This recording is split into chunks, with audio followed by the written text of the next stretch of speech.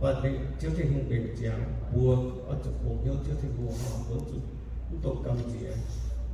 buổi chụp trước khi hùng trước Giêsu thì tôi thấy buổi chúng ta có bằng buổi chúng ta như mẹ mình họ nó thèm được bùa bùa thứ tú con mình ai oai họ nó thèm bùa nha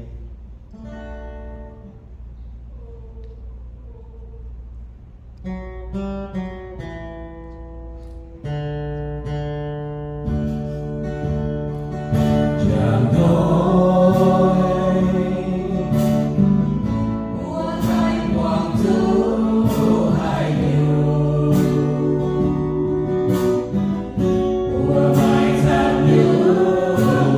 Ghiền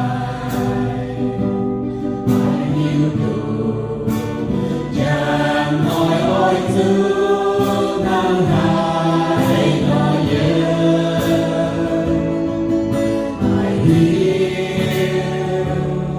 Gõ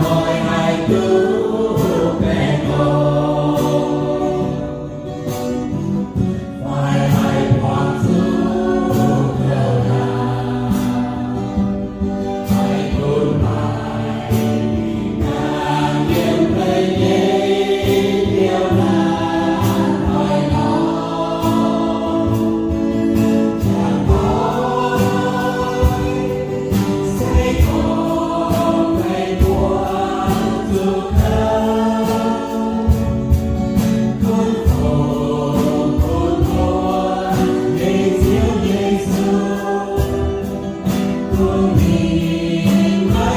lỡ